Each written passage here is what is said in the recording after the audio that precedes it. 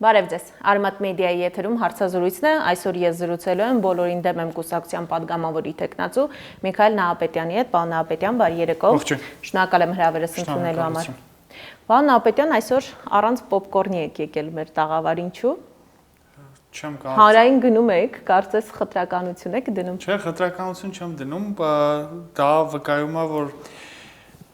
քաղաքական բովանդակային ու փիլիսոփայական զրույցի ավելի բարձր ակնկալիքներ ունեմ ձեզնից, քան այնտեղ օպոնենտներիցս ունեի։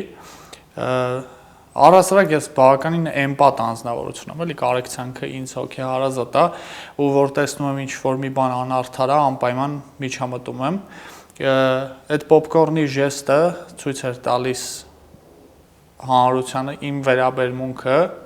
թե ոնց եմ նայում այդ կոնֆլիկտներին առհասարակ, որ այնտեղ տեղի են ունենում,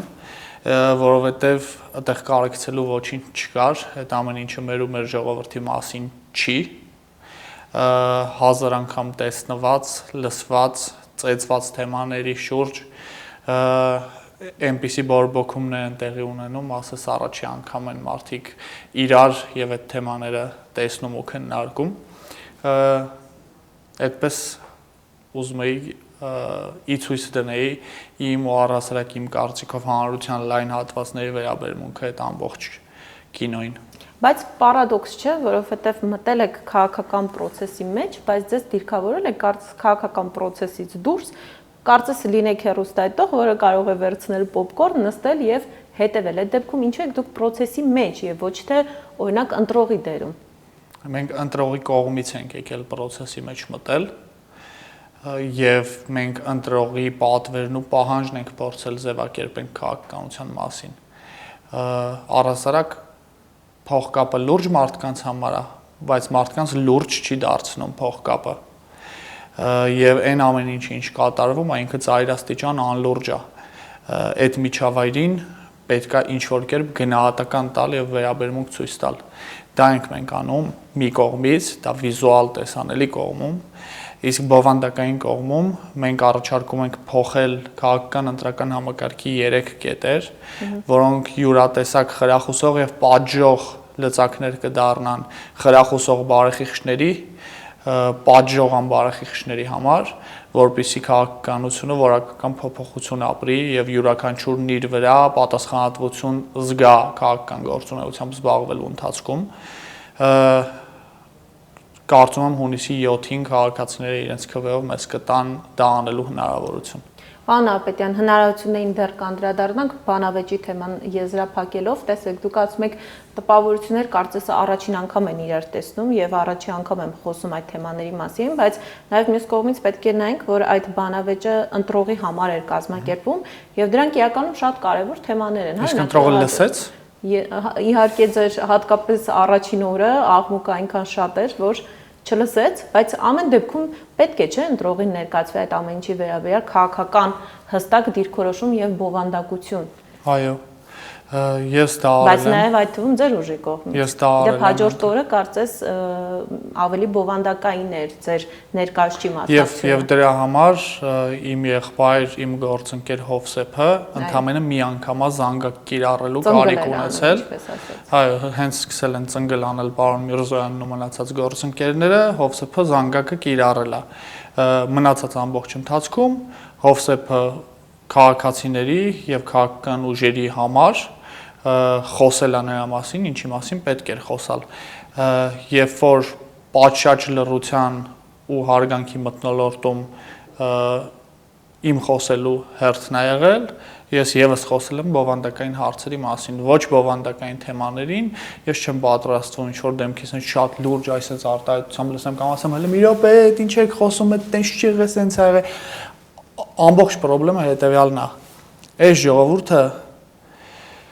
գնալով խորապես հոգնելա Նիկոլ Փաշինյանի քաղաքական ոճից, բայց ընդդիմադիր ուժերը իրանց ձախողումների պատճառը տեսնում են այդ ոճին դեռ հասած չլինելու մեջ։ Ու ինչ որ sense դակազատի մթնոլորտ է տիրում քաղաքականության մեջ, որ բան այսպես դեմքով մի ունքը մեկից վերև դեմքով ուզում են ապացուցեն, որ իրանք Նիկոլ Փաշինյանից ավելի լաչար կարանալն են։ դա լավ ուղերձ չի, ես ժողովրդին հույս է պետք տալ, որ վերջի լաչար ղեկավարը Նիկոլ Փաշինյանն է, ոչ թե ապացուցել, որ հեսա մենք էլ կդառնանք իր նման։ Բայց նաև հակառակն են ասում են մենք չենք իջնի Նիկոլ Փաշինյանի մակարդակին։ Հարգանքներս նրանց, ովքեր այդ խոսքը կարողանում են գործի վերածել։ Պարոն Ապետյան, տեսեք, դուք մի շարք ակցիաներ արեցիք, բոլորը չեմ հիշի, գործ կարել, բոճկա գլորել, էլ ինչ եք արել։ Զբաղվել ենք դասական քաղաքականությամբ, մուկ ենք տշել, ջուր ենք ծեծել, բոշկա ենք գլորել, սաղի պորտը տեղն ենք դրել Գյումրիում, դիվան ենք քշել Վանաձորում։ Շատ լավ։ Ինչպես քաղտեխնոլոգներն են ասում, մի շարք քաղտեխնոլոգների հետ նաև ես եմ զրուցել, ասում են կրեատիվի համար 5 այդ ուժին, բայց դուք շատ լավ գիտեք, ձեր ուժի հետ կապված ամենակարևոր քննադատությունը այն է, որ ասում են այդ ամենով անլրջացրեցիք ընտրությունները, այս քաղաքական process-ը։ Ինչպես է, ես վստահ եմ, որ դուք լսել եք այդ քննադատությունը, ինչպես եք արձագանքում դուք այդ քննադատությանը։ Մենք մեր բոլոր ակցիաները համարում ենք շատ լուրջ ակցիաներ, սատիրան քաղաքականության մասին խոսելու լուրջ լեզու է, անեկդոտները խնդալու չեն, եթե անեկդոտի հասցեատերը չի համապատասխանում այդ անեկդոտին, մեր ակցիաները չէին աշխատի, եթե դրանք չլինեին մեր իրականության մասին, եւ այդ բողոքներն ու պանիկաները, որոնք կան տարբեր քաղաքական ուժերի մոտ, եւս մեկ անգամ հավաստում է, որ այդ մարդիկ կոմֆորտի մեջ ուզում էին շարունակեին ջուր ծեծել, բոշկա գլորել, ցեխ շպրտել, եւ նման տեսանելի մրցակցության իրանք պատրաստ չէին այդ բնակավարում, երբ որ արժանի մրցակից հայտնվեց, դա իրանց մոտ խոճապի զգացում առաջացրեց։ Իսեր Աստծո, անլուրջ է, դուք լուրջը խոսեք։ Բայց ոնց է որ չի ստացվում ձեր մոտ լուրջը խոսել։ Բայց ինչով եք հասկացել, որ խոճապի մեջ են հատկապես ձեր ուժի մասնակցությունից կամ ձեր ակցիաներից։ Խոճապ ասելով էսի նկատի չունեմ, որ բան իրենց բոլոր ձայները կորցնելու ոտու ձեռ են ընկել, բայց հստակ նեղվածություն կա, որ իրանց թույլ չի տրվում անել այն, ինչով իրանք սիրում եւ կարողանում են զբաղվել, որովհետեւ մեր հետ կոնտրաստի մեջ դա լավ չի նայվում։ Իդեպ ես կարծում եմ, որ այս ընտրություններում էսակգած ցուցանիշների մասնակցությունը կտեսնենք մարդկանց կեցվածքը մոտիվացիան կտեսնենք, ես կարծում եմ այս ընտրություններում ինչքան էլ որ եղավ ատելության թույնի մթնոլորտ, այն որ դա նման չէր օրինակ 2021-ի ընտրություններին, այդ թվում ի շնորհիվ նրա, թե մենք ոնց էինք քարոզչություն վարում, որովհետև պրոբլեմա դառնում, երբ որ քո կողքին կան մարդիկ, ովքեր մեր նման են անում, դժվար է հանրությանը ինչ որ sense հասկանում եք, երբ որ մեկը sense լուրջ դեմքով բոճկա է գլորում, դժվար է դու էլ լուրջ դեմքով բոճկա գլորես։ Արդեն դա չի նայվում, եւ երբ որ իրանց իջացնում ենք այդ իրանց բան, ամեն մեկը իր օրակարգի փրկիչի պատվանդանից, ու իրանք դառնում են հասարակ մարդիկ, այդտեղ արդեն բովանդակության դուռը բացվում։ Կա լավ բովանդակություն, թող տան քաղաքացիներին, եթե չկա, թող գան իրար հետ բոճկա գլորենք։ Պարոն Հապետյան, իսկ եթե հակառակը լինի, ասում եք, եթե չկա թող գան բոճկա գլորեք, իսկ եթե ըստ ձեզ մյուսները չեն կարողանում այդ լավ բովանդակությունը մատուցել, ինչու դուք դա չեք անում։ Որովհետև դուք ասում եք շոու է, այսպես ասած, չգիտեմ, բոլորը բոճկա են գլորում, բոլորը իրենց փրկչի տեղ են դրել, լավ դուք բովանդակություն ներկայացնեիք, դուք ծրագիր ներկայացնեիք, որովհետև մենք շատ լավ գիտենք հիմա Հայաստանը ինչ մարտահրավերների առջև է կանգնած։ Անհնար է ներկայացնել բովանդակություն մի միջավայրում, որտեղ խոսքի համար պատասխանատվություն գոյություն չունի, որտեղ սուտը գործիքակազմի առանցքն է եւ որտեղ ոչինչ չի պատժվում, չես կարող։ Ես օրինակ կան Հայաստանի դաշտում ինչ որ փիլիսոփայական բանավեճեր, որոնց սիրում եմ հետևել, օրինակ Աշոտ Ոսկանյանի մասնակցությամբ զրույցներին ես սիրում եմ հետևել, բայց դա հստակ միջավայր է պահանջում, որտեղ յուրաքանչյուր օպոնենտ բանը խոսալիս հասկանում է, որ դա պետք է հիմնավորի անպայման եւ ընդհանրապես չկա տարբերակ, որ եթե տուպիկ ես ընկնում, սկսես ճվճվալ։ Մեր քաղաքական դաշտի գործելու կանոնը նա է, որ դու հայտարարում ես բաներ, որի համար չես կարող պատասխան տաս, երբ որ քեզ սկսում են պատասխանատվության կանչել, գորգորում ես այնքան, որ ոչ մեկի խոսքը չլսվի, ասեն իրար վրա հաչացին, ցրվեցին տներով։ Մենք այդ խաղի մասը չենք ուզում դառնալ։ Մենք այդ խաղը պետք է փչացնենք այնպես, որ այդ մարդիկ հասկանան, որ իրանց համար ամենաձեռնտու տարբերակը իրոք բովանդակության մեջ մտնել խոսալն է։ Մենք մարդկանց արգելում ենք զբաղվել նրանով, ինչով մենք ենք զբաղվում, մենք թույլ չենք տալիս նրանց բոշկա գլորել, մուկ տշել, ջուր ծեծել,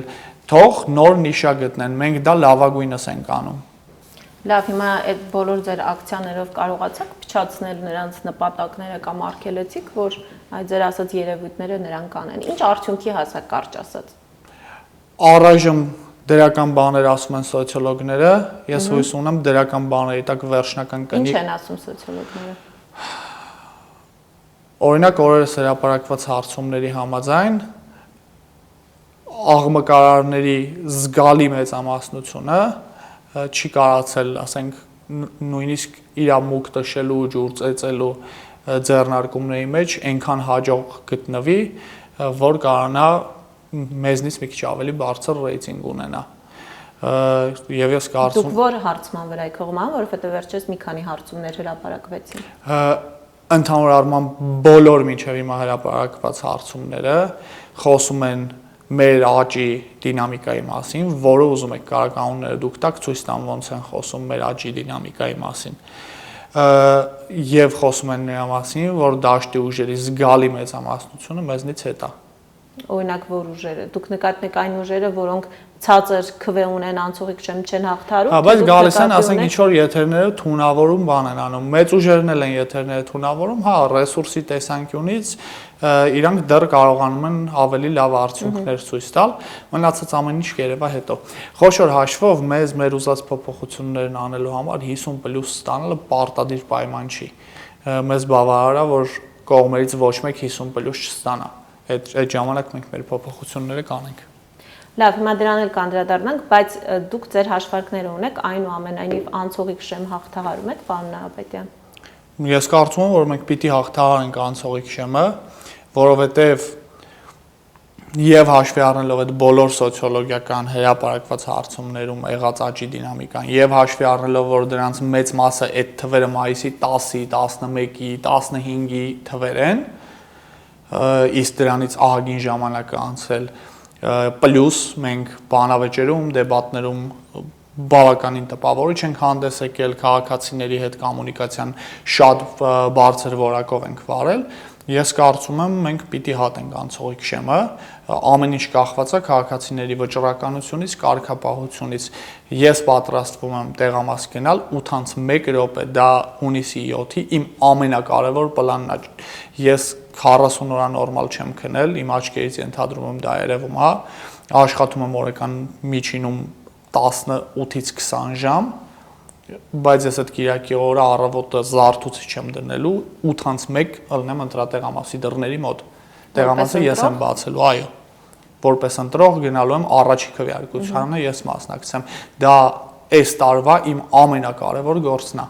Շատ լավ, հիմա դուք ասում եք ես կարծում եմ, ես ուզում եմ հասկանամ դուք որպես քաղաքական ուժ, բացի այն սուբյեկտիվ ընկալումները, որոնք գոյություն ունեք հստակ հաշվարկներ, որ օրինակ վստահ լինեք, որ անցողիկ շեմ կհաղթարենք, ինչու, որովհետև ձեր ուժի հետ կապված նաև հիմնական քննադատությունն ու մտավախությունն այն է, որ կարող է ձայներ փոշիացնեք եւ ձայները փոշիանան օրինակ ի օգուտ քաղաքացիական պայմանագրի, այսինքն այն ուժի, որը ավելի շատ ձայն կհավաքի։ Եվ կան կոչեր այն ուժերին, որոնք անցողիկ շեմ չեն հաղթահարելու, որ նույնիսկ մինչև վերջին օրը դուք հնարավորություն ունեք հանել ձեր մասնակցությունը եւ չփոշիացնել ձայները։ Նախ սկսենք փաստից։ Այ որ ասում եմ ասած խոսքի համար պատասխանատվության միջավայր չկա, դրա համար եմ ասում, այդ մարդիկ, ովքեր հավակնում են Հայաստանում կառավարություն ստանձնել, ուղղակի չգիտեն, որ ընտրական օրենսգրքում գրած է, որ մայիսի 28-ից հետո ինքնաբացարկ չկա։ Այս փաստը, ասենք, մտեք Արլիսեում գրեք ընտրական օրենսգիրք, գրեք պոյսկ տվեք ինքնաբացարկ բառը կտենաք եփա։ Իսկ մինչև մայիսի 28-ը չունեիք հաշվարկներ։ Մինչև Մենք մի կուսակցություն դուրս եկավ պայքարի։ Տեսեք, դուք որ տեսնեք, որ ձեր աճի դինամիկան հարցումից հարցում 3 անգամ ձեր ցուցանիշները աճում է։ Դուք ընտրապայքարից դուրս կգայիք։ Չէ, եթե ունենամ նման դինամիկա։ Brevis, MPG Gallup, Կովկասյան հետազոտությունների ռեսուրս կենտրոն։ Ինչքան են տալիս։ Մինչև 1%։ Մի պայմաններում, երբ որ 80%-ը մարդկանց հրաժարվում է մասնակցել հարցումներին, մասնակցողների 60%-ը հրաժարվում է պատասխանել, դժվարանում է պատասխանել, ու ՔՊ-ի ռեյտինգը այդտեղ, ասենք 24%-ա, ուժեղ Հայաստանին է 9%, ակնհայտ է, չէ՞, որ այդտեղ մասշտաբները էապես լայնանալու տեղ են ունենալու, որովհետև մարդիկ չեն մասնակցում այդ հարցմանը։ Եվ այդտեղ միակ բանը, որին պետք է ուշադրել լինել, դա ուժերի հաջորդական հերթականությունն է, ով ումից հետո է։ 3 հրապարակված հարցման արդյունքներով, օրինակ, որ բարեխիղճ հետազոտական կազմակերպություն է, անկախ նրանից ինչքան են մասնակցել, չեն մասնակցել էքստրապոլյացիան, ոնց կլինի Նիկոլ Փաշինյանի, Ուժեղ Հայաստանի, Հայաստան Դաշինքի ու Բարգավաճ Հայաստանի բոլորին հայտնի ցուցանիշներից հետո գրածա բոլորին դեմ եմ։ Դա փաստն է։ Հիմա կարան կռվեն այդ փաստի հետ։ Իմիջիալոց այդ մեզ ինքնաբացարկի մեջ համոզող ուժերի մեծամասնությունը 30 օր առաջ կոչ էին անում համախմբվել մեկ առաջնորդի շուրջ, 25 օր առաջ առաջադրվեցին ընտրություններին, 15 օր առաջ հայտարարեցին, որ իրանք իրանք ձայնը ոչ մեկի չեն տալու ընտրվելու դեպքում։ Ես այդ մարդկանց հետ խոսալու բան չունեմ, մենք մեր ճանապարհը գնում ենք։ Ու առհասարակ ձեր մտքով ինչի օրինակ երբեք չի անցնում կանչել իրենց անցողիկ շեմը 8% դարձրած քաղաքական ուժերին, ասել ինչ ես վստահ, որ 100,000 մարդ կա այս երկրում, որ քեզ կընտրի։ Դուք մտածում եք ես չեմ հարցրել։ Ձեզ ասելով անձամբ ձեզի նկատի չունեմ, այլ մեդիա ու հանրային նարատիվ ձևավորող մարդկանց, այսօր հանրության մեջ այդ հարցը հաճախ բարբերաբար կրկնվող հարց չի։ Մեր աճի դինամիկայի պայմաններում ես երաշխավորում եմ, որ այդ մարդկանցից որևէ մեկը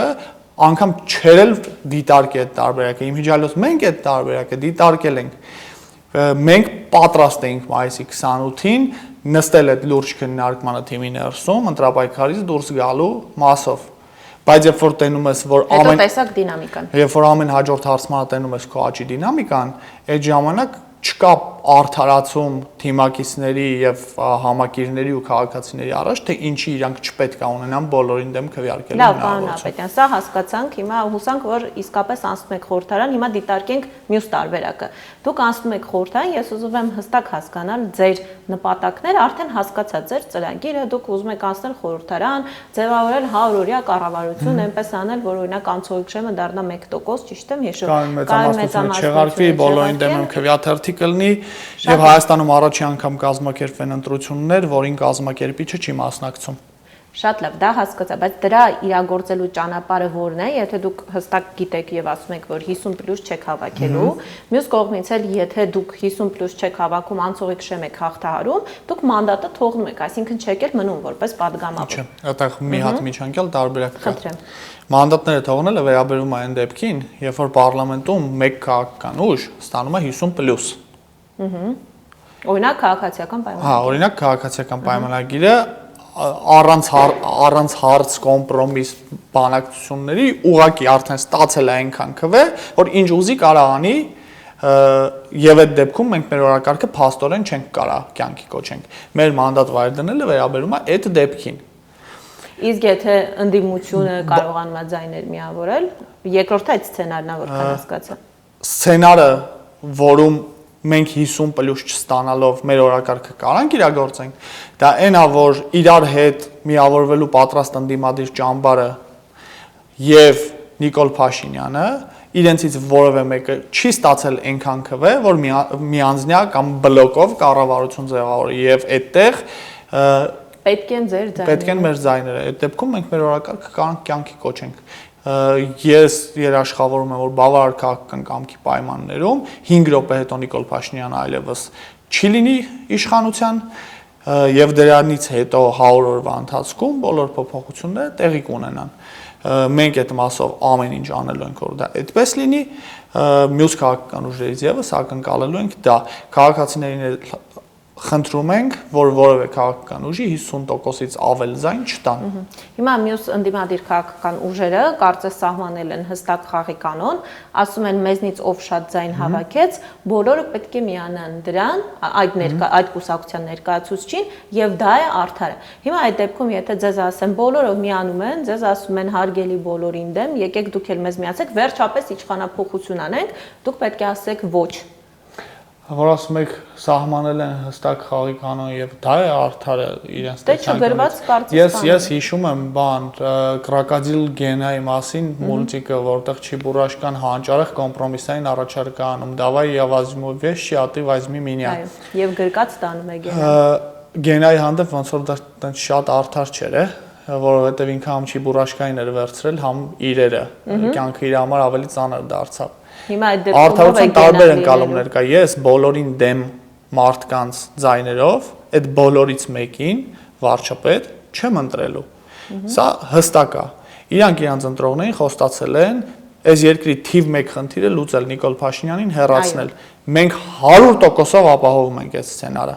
100%-ով մի ձեռքսեղմում հետո Հայաստանի Հանրապետության վարչապետը դառնում Նինա Կարապետյանցը, որը Նիկոլ Փաշինյանը չի ակնհայտորեն արտաքնապես, անունով, սեռով, արժեքներով, անցած քաղաքական ճանապարհով, ամեն ինչով ինքը Նիկոլ Փաշինյանը չի, Նիկոլ Փաշինյանը գնում է։ Այո, բայց Հայաստանի Հանրապետության վարչապետը դառնում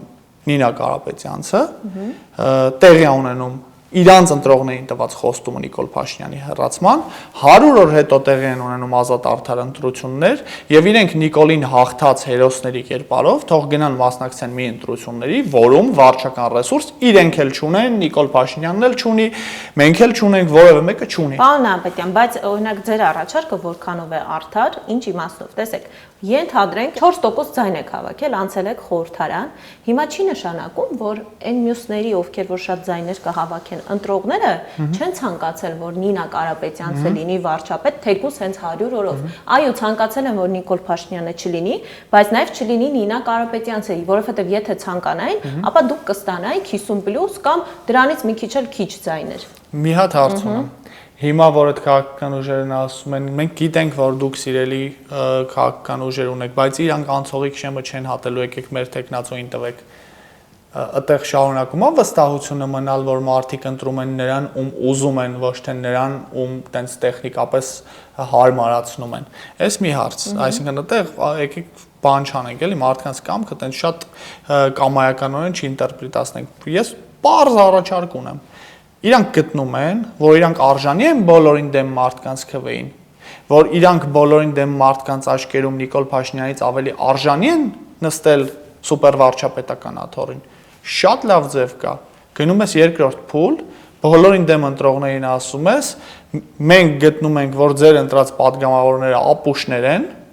խնդրում ենք եկեք, ցույց տվեք, որ մենք ավելի արժանի ենք, քան Նիկոլ Փաշինյանը, սև ու սպիտակի ընտրության ես գնում, գնա հաղթի։ Բայց հիմա չի նշանակում, որ այդ բոլորին դեմ քվեարկողները փաստորեն փոքրամասնությունը որոշում է մեծամասնության, հարաբերական մեծամասնության, այսինքն հավաքական այն մյուս ուժերի հավաքական ձայները, որոնք կարող են օրինակ 40 քանի տոկոս որոշում են նրանց փոխարեն կամ այսքան տոկոսը որոշել է, որ վերջապես մարդիկ դուք շատ լավ գիտեք, մարդիկ հոգնել են պայքարից, անընդհատ կամ փողոցային պայքար, կամ ընտրություններ, վերջապես գնացել են, որոշել են, որ այս ընտրությունների միջոցով իշխանափոխություն են անում, հիմա իրանց ասում եք, չէ, խաչ ենք քաշում, սկսում ենք նորից գնում ենք ընտրությունների, հիմա գնում ենք արտահերթ ընտրությունների, ու դա այդ որոշումը կայացնում են օրինակ այն 4% բոլորին դեմ եմ ընտրազանգվածը, որը ձեզ ձայն է տվել։ Այդ որոշումը կայացնում ենք մենք բոլորով, դա հեշտ ճանապարհ է Նիկոլ Փաշինյանին այդ աթոռից հանելու, եթե մենք ընկնում ենք փոքրամասնություն եւ այլն, այդտեղ ես էլ կարամ լիքը համեմատություններ բերեմ, որ ամեն ինչ հարաբերական է։ Օրինակ, եթե Նիկոլ Փաշինյանը բոլորից շատ ձայն է ստանում, բայց 50% չի ստանում, այդ սկզբունքի շրջանակներում կարանք ինտերպրետացնենք, որ արդար չի, որ Նիկոլ Փաշինյանից քիչ ձայն ստացած ուժի տեխնացուն դառնա վարչապետ։ Նենց որ իմ ամենա չսիրած բանը, որը անում են մեր քաղաքական ուժերը, դա սոփեստությունն է։ Սոփեստությունը այն է, որ sense նայում ես ինչ-որ երևույթի, ասում ես հաստատ սենց, հա, հետո գնում ես Google-ը բան փորփրում ես, գտնում ես մի հատ սերբական բան սունկ կայք, որտեղ դա հիմնավորող ինչ-որ նյութ է գրած, սա այն, հա, ասես բերում սաղ փաստերը դասավորում ես տակը, որ քո պարադիգմին համապատասխանի։ Եկեք տենց չանենք, որովհետև բոլոր այն փաստարկները, որոնք բերվում են, այդ փաստարկները նրա մասին է, որ ես որոշել եմ, որ անպայման Նիկոլ Փաշինյանի աթոռին ես եմ նստելու, հիմա եկեք բան, փաստերն են չարենք դրա տակ, որ դա հիմնավորվի։ Այդ բոլոր մարդիկ ասել են, մեր համար աթոռը էական չի, մենք ուզում ենք Նիկոլ Փաշինյանը հեռանա։ Բայց նաև չեն ասել ես եմ նստելու, ասել են ով շատ ձայն հավաքեց, համախմբվում ենք նրա շուրջ։ Իրանք ասել են ով շատ ձայն հավաքի, համախմբվում ենք դրա շուրջ, ես էլ ասում եմ, տենց չի, ժողովուրդ ջան։ Մենք ունենք մեր օրակարգը, մենք բոլորին դեմ ենք, դուք ուզում եք Նիկոլ Փաշինյանը չլինի եւ պատրաստ եք, ձեզնից յուրաքանչյուրը պատրաստ է, որ այդ աթոռին ինքը չնստի, ես առաջարկում եմ 100 օրով հետաձգեք ձեր սուրբ ամբիցիաները, 100 օր հետո նորից գնահատենք։ 100 օր հետո կարող է մեր թիմից ինչ-որ մարդիկ մեկ էլ տեսար մտածեցին, որ այս քաղաքական ուժերն առողջացել են, կան ձեր շտաբերում ձեզ օգնեն նույնիսկ ընտրվելու հարցում, ինչ ա եղել։ Իսկ եթե կասկած լինի, որ օրինակ կարող է աջակցեք նկատմեմ ուժերի մոտ կասկածներնի, որ կարող է 100 օր հետո ինչ որ կերպ աջակցեք Նիկոլ Փաշինյանի վերընտրության։ Վարչական ռեսուրսները ձեր ձեռքի տակ լինեն, կոպիտ ասած։ Նայեք։ Նախ մենք իրանցից կախվածության մեջ ենք գտնելու, մենք նես չի ինչ ուզենք կարանք անենք։ Երկրորդ, որտեղից է այդ ենթադրությունը, որ մենք մեր սաղ կյանքը ապրում ենք ինչ-որ ձև, բան, աթոռից հեռացված եւ իշխանությունից հեռացող Նիկոլ Փաշինյանին, ոնց անենք, մի հատ ճանապարհ կպցնենք, ծառայություն մատուցենք այդ մարդուն։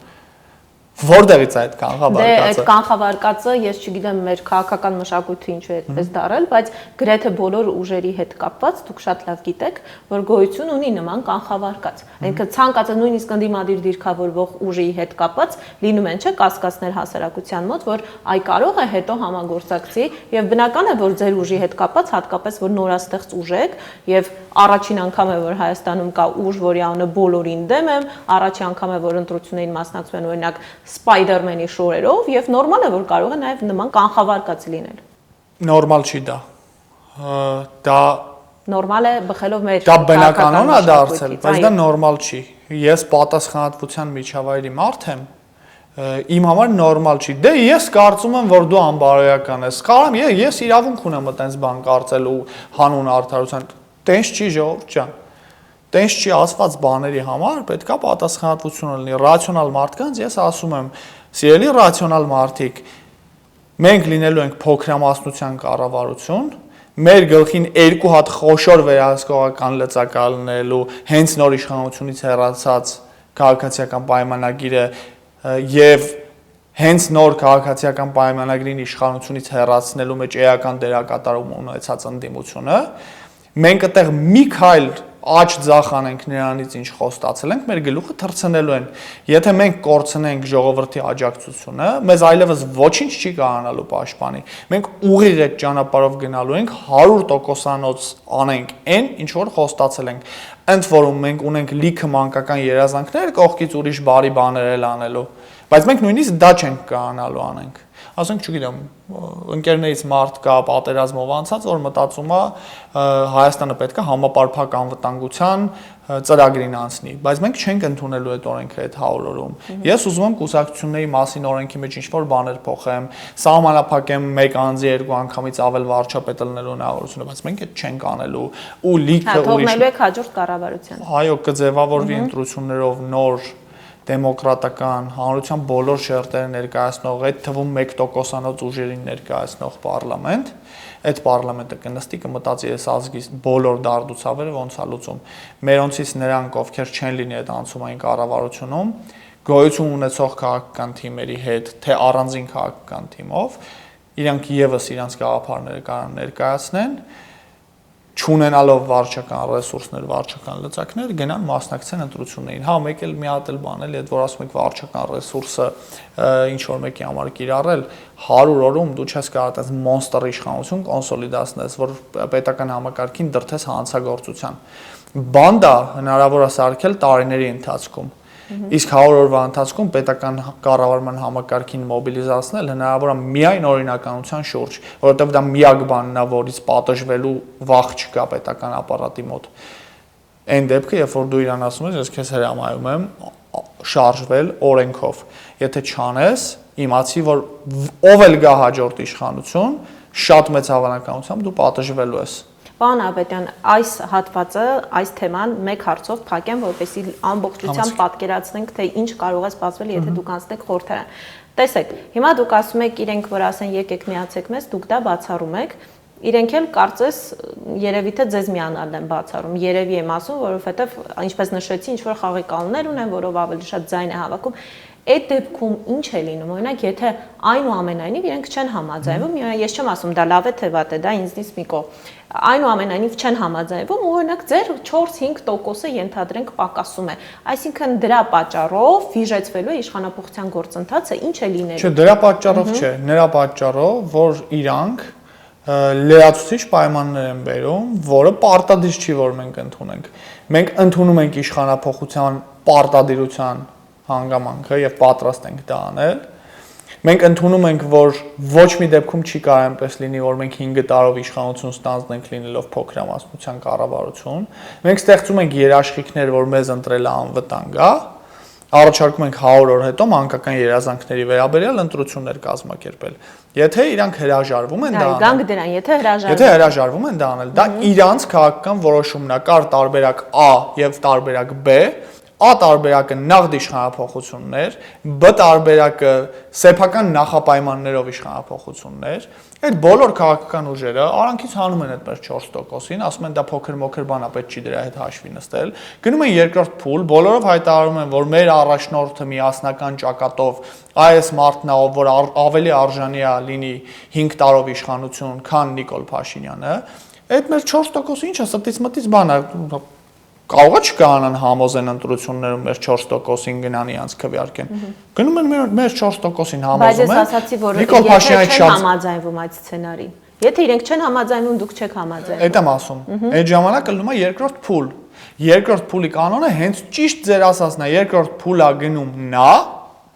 ով որ ամենաշատ ձայնն է ստացել ու կարա դաշինք ձևավորի, այսինքն իրան սիրող մյուս քաղաքական ուժերի հետ կոնսոլիդացիա ձևավորի։ Այդտեղից մենակ մեր 4%-ն է պակասում։ Ասում են, չէ, դա անկարևոր պուճուր-մուճուր թիվ է։ Բայց իրաց ցավն էլ տանեմ ընտրությունները թող գնան այդ 4%-ին համոզեն։ Լավ, հասկացա։ Եթե տենց հեշտ է, եթե իրանք մեր տեղն ելնեին այդ 4%-ի ձենը իրանք շահերին կծառայացնեին, թող գնան ընտրություններում համոզեն այդ 4%-ին։ Նախտ գրած թեմա է երևում, sense որ կողքից նայում եմ։ Ինչ ա եղել, թող գնան երկրորդ փուլ Նիկոլ Փաշինյանի հետ, այդ մեր 4%-ին համոզեն,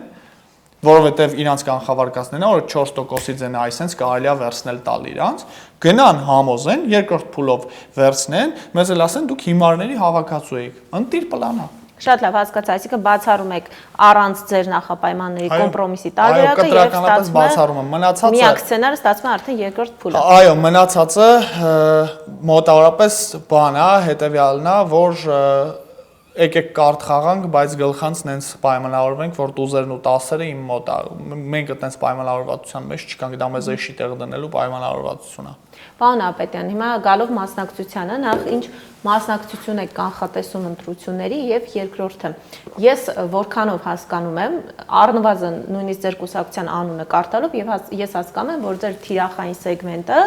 այն հատվածն է, որը մինչ այսօր չկողմնորոշված էր, չէր գնում ընտրությունների եւ կարճ ասած բոլորին դեմ էր, ճիշտ եմ հասկանում։ Հիմա որքանով եք լավ աշխատել այդ հատվածի հետ, որովհետև եթե մենք խոսում ենք օրինակ անցողիկ շեմ հաղթահարելու մասին կամ 4% ունենալու մասին, այսինքն մենք չենք խոսում բարձր տոկոսների մասին, այդ դեպքում չի ստացվում արդյոք, որ դուք ձեր առջև դրված խնդիրը լավ չեք կատարել ու այդ հատվածը, որը առհասարակ միշտ նշվում էր 50%, 60, 70, եթե նայենք նախորդ ընտրությունների պատկերով մոտավորապես 51%-ն է, չէ՞ որ չի գնացել ընտրությունների։ Հիմա դուք այդ 51%-ին ի վերջո չկարողացաք համոզել, որ այս ընտրություններին գան։ Ամբողջ 51%-ին չենք կարացել, դրա ինչ որ հատվածի կարացել ենք, որpիսի դուք ընկալում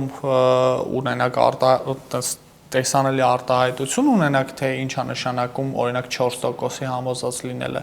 Դա օրինակ նշանակում է, որ եթե Նիկոլ Փաշինյանը այդ 4%-ի չգալու դեպքում կունենար 51%, այդ 4%-ի գալու դեպքում 49 կունենա։ Այդտեղ կախարդանք է, այլես, այս փոճուր 2%-ի,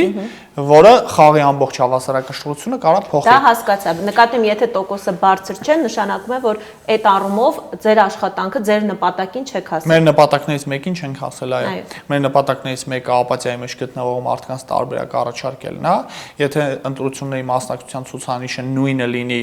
ինչ նախորդ ընտրություններին, նշանակում է, որ մենք մեր նպատակներից մեկին չենք հասել։ Իսկ 4%-ը ես ուզում եմ ձեզ հիշեցնել, որ դա մոտավորապես 48000 մարդու, ազատ մարդու կարծիք է։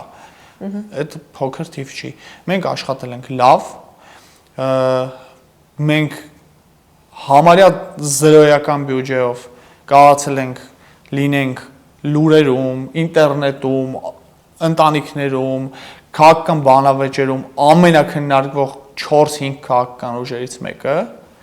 Լուրջ դեմքով վարչապետի տեխնացուներ կան, որոնք տենց էլ չկարողացան 30 օրվա ընթացքում որևէ կերպ օրակարգի ճեղքում անեն։ Մենք աշխատել ենք լավ, դա մեր գնահատականն է,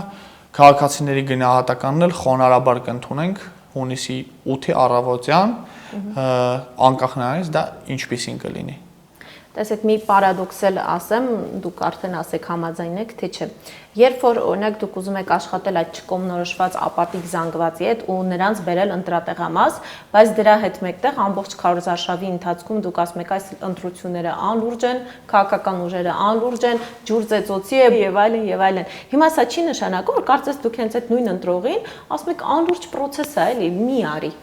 Մեսիջը դա չի ստացվում։ Դա չի նշանակում, ոչ դա չի նշանակում։ Նախ մենք չենք ասում, որ ընտրությունները անլուրջ են, մենք ասում ենք լուրջ դեմքով մարդիկ անլուրջ են։ Փոխարեն ընտրություններում կա լուրջ անելու բան, դա քաղաքական համակարգը ջարդել, տեղը թազեն սարքելն է։ Բայց որpիսի սա չլինի, ես կարծում եմ, նա կարծում էի բանավեճ, էլի գալիս ենք ցուցանիշներին։ Կովկասյան բարոմետրի իրականացրած հարցման արդյունքներում ռեկորդային ա եղել այո անպայման գնալու եմ ընտրության պատասխանը։ Այս մեկ։ Չեմ հանդգնի վերմակը մենակ մեր վրա քաշել, որ մենակ մենք արեցինք, բայց վստահաբար առանց մեզ այդ տոկոսը փոքր կլիներ ավելի։ Երկրորդ, տպավորությունն է, որ եթե ձեր կանխավարկածը ճիշտ լիներ, ապա մարդիկ պետքա չգային նաև մեզ ընտրելու, որովհետև դե եթե անլուրջ է գնանք ինչ անենք, բայց այդ մարդիկ գալիս են մեզ ընտրելու։ Եվ երրորդ, ամեն սեգմենտ իր կարևորություններն ու առաջնահերթություններն ունի։ Ես չեմ կարծում, թե Սամվել Կարապետյանի կամ Նիկոլ Փաշինյանի ընտրողին հնարավոր է համոզել, որ իրանց առաջնորդը անլուրջ է եւ ընտրությունների գնալ պետք չի։ Այո, բայց ես ինձ իմ հարցը վերաբերում էր այն մարդկանց, ովքեր չեն կողմնորոշվել։ Իրենց կարծես ավելի եք համոզում, որ անլուրջ է։ Մեր ընտրողներին ու այն մարդկանց, ովքեր կարան պոտենցիալ մեր ընտրողը լինեն, այլ նարատիվներ է հետաքրքիր, քան այն, որ բան չնայած մեր կյանքի արագընթաց տեմպերին, մենք բոլորս կախված ենք մի կողմ թարմ ուժեղ Հայաստանից կամ ընդ բանխաղաղության պայմանագրից։ Մեր ընտրողները այլ առաջնահերթություններ ունեն։ Մենք մեր ընտրողներին տալիս ենք այն գաղափարներն ու ուղերձները, որ մենք ունենք եւ գտնում ենք իրանց արձագանքը։ Դա մեր աշխատանքն է, որը սոցիոլոգիան ցույց է տալիս, որ արդյունքներ է գերանցում։ Մյուս կողմից հարյուրավոր ժամերով տեսագրություններ կարամ եւ դրանց մոնտաժված տարբերակներ եւ չմոնտաժված տարբերակների բազային ձեզ դոստուպ տամ նայեք, չկա այդպես դեպք, որ մենք մարդուն ուզենանք բուկլետ տանք, ասի ես բոլորին դեմ չեմ, ու մենք ասենք չէ, բայց ինչի, օրինակ իսկ չես կարծում, որ պետքա բոլորին դեմ լինել։ Մեր բոլոր թիմակիցները, քարոզչական շտաբի ակտիվիստները այդ տեքստից հետո ասում են ամենակարևորը գնացեք ընտրությունների, ձեզ լավ օր։ Պարոն Ապետյան, շատ լավ, հիմա կարճ փորձենք ամփոփել, բայց կանք մի փոքր ավելի բովանդակային արդեն հնարավորություններից անցնելով, տեսեք, օրինակ բանավեճի ժամանակ, երբ քննարկվում էին անվտանգային արտաքին քաղաքական հարցեր, ձեր կուսակցության ներկայացուցիչը հենց իր բացման խոսքում ասաց, մենք չունենք անվտանգային հայցակարգ, որովհետև մեր նպատակը էլ չկրկնվեմ, արդեն լավ սահմանել ենք, ինչ է ձեր նպատակը։ Հիմա դուք ասում եք 100-օրյա կառավարություն ենք ձևավորում, եւ էլի դարձյալ գլխավոր չգիտեմ, քննադատություն ասեմ, թե մտահոգություն ասեմ, ձեր ուժի հետ կապված այն է, որ մենք ապրում ենք մի երկրում, որը շրջապատված է թշնամիներով, շատ վտանգավոր երկիր է եւ 100 օրվա ընթացքում ինչ ասես կարող է լինել։ Ադրբեջանը, ինչպես Փաշինյանն է ասում, կարող է հարձակվել, Փաշինյանը ասում է շուտով սահմանազատում է սպասվում, ադրբեջանական տարածքներ կան, օրինակ եթե Ալիևը գա ասի, այս տարածքները Նիկոլ Փաշինյանը ասել էր, որ պետք է տատվեք, դուք չեք կարող ասել, սպասիր եղբայր ջան, մենք 100 օր հետո նոր ընտրություններ ենք անելու, կսպասի, լավ ասեք, կսպասի։ Հիմա եկեք երկու բանից գանք։ Նախ խնդրում եմ ինձ հուշեք մյուս քաղաքական ուժերը, ովքեր հավակնում են իշխանապողության, ինչպես են պատրաստվում միանգամից 101-րդ օրվանից սկսել կառավարել։ Որովհետև եթե դա այդպես չի, իրանք էլ են առաջի 100-օրյակ ունենալու, այդ բոլոր հարցերը նաև իրանց է վերաբերվում։ Ասել, որ մենք Նիկոլ Փաշինյանի թողած բանակով ու պետական ապարատով առաջի 100 օրվա ընթացքում սաղ հարցերը ընտիր կլուծենք, դա նշանակում է խոստովանել։ Ընտիր ուրիշ է, բայց ինչ որ հայցակարգ ունենալ, որ հանկարծ այդ բան մի բան եղավ։ Լսեք, հայցակարգեր կարելի է հատորներով մշակել, երբ որ ոտք ես տնում կառավարության շենք, հավատացեք, ես կառավարության շենք ոտք դրած մարդ եմ, այդ տեսանկյունից եմ ասում։ Առաջի 100 օրը դու պաժար հանգցնելով ես զբաղված։ Ու եթե որևէ մեկը ասում է, որ ես իմ առաջի 100 օրվա ընթացքում չունեմ այն ռիսկերը, որը ունի բոլորին դեմը, դա նշանակում է ինքը ընդունում է, որ Նիկոլ Փաշինյանը իրան ժառանգությունա թողնում ընտիր աշխատող յուղած պետական կառավարման համակարգու անվտանգության համակարգ, եւ եթե տենցա բայել ինչին ես ընդդիմադիր քո սաղորակարգի մասին, որ Նիկոլը դա քանդել է, կամ մյուս տարբերակը, որ ինքը այդ 100 օրվա ընթացքում ունի առաջարկելու բաներ 100 օրից հետոյի։ Այն է Դուշանբեի վերելակային պայմանավորվածություններ, որ խնդրում եմ թողեք վերընտրվեմ, մնացած հարցերը հետո կխոսանք։ Երկուստ էլ շատ վատ բանի մասին է խոսում։ Ինչ ենք անելու մենք 100 օրում։ Մենք 100 օրում ասելու ենք, որ մենք որևէ պայմանավորվածություն առաջ մղելու քաղաքական կապիտալ չունենք, մենք փոքրամասնության կառավարություն ենք։ Մյուս կողմից մենք որևէ բան չենք անելու, որը պատերազմ կսադրի, իներցիայով պետական կառավարման կարող է չսադրեք, բայց կարող է օրինակ Ադրբեջանը օգտվել այդ առիթից, որ այստեղ չկա մշտական կառավարություն։ Հայաստանը ինչ-որ անցումային շրջանի մեջ է։ Նայեք, խնդրումը գիտեք որն է։ Մեր ընդդիմադիր գործընկերները մեր դեմ պայքարելու ընթացքում ինտենսիվորեն լեգիտիմացնում են Նիկոլ Փաշինյանի թեզերը, որովհետև այն ինչով փորձում են մեզ տուպիկ տան, դա ուղիղ է, ինչ Նիկոլ Փաշինյանը ասում է իրենց մասին։ Որ պատերազմ է լինի։ Իսկ իրականությունը նրա մասին է, որ պատերազմ աշխարհի երեսին համարյա այտենց երկիր չկա, որը առանց կոմպրոմիսի սկսելու հնարավորություն ունի։ Նույնիսկ Ամերիկայի Միացյալ Նահանգները, մինչև Գերմանիայի, Չինաստանի, սրա նրա հետ չի խոսացել, չի կարացել մտնի Իրան։ Ադրբեջանը այն երկիրը չի, որ շաբաթվա որօրը ուզենա, այդ օրը պատերազմ սկսի։ Մենք անցել ենք շատ բարդ աշխարհաքաղաքական ցնցումների շրջափուլով, կորցրել ենք մեր հայրենիքի 25%-ը, մենք աշխարհաքաղաքական փոփոխություններին անպատրաստ ներկայանալու գին ենք վճարել։ Հիմա ենթադրում եմ ունենք 10-15 տարի ժամանակ նորմալ պետություն սարքելու համար, հերիք է ժողովրդին վախացնել ու պարալիզացնել վաղը չեմ մյուս օրը սկսվող պատերազմի վտանգով, կենտրոնացեք այդ 15 տարին սարքենք այնց երկիր, որ 15 տարի հետո էլի մենք այդ աշխարհաքաղաքական առևտրի խուրդեն չլնենք։ Շատ լավ, պարոն Ապետյան, շնորհակալ եմ ես։ Ես հիշեցնեմ, որ զրուցում էի բոլորին դեմ եմ կուսակցության падգամավորի տեխնացու Միքայել Նահապետյանի հետ, մենք կհանդիպենք լավ եղեք։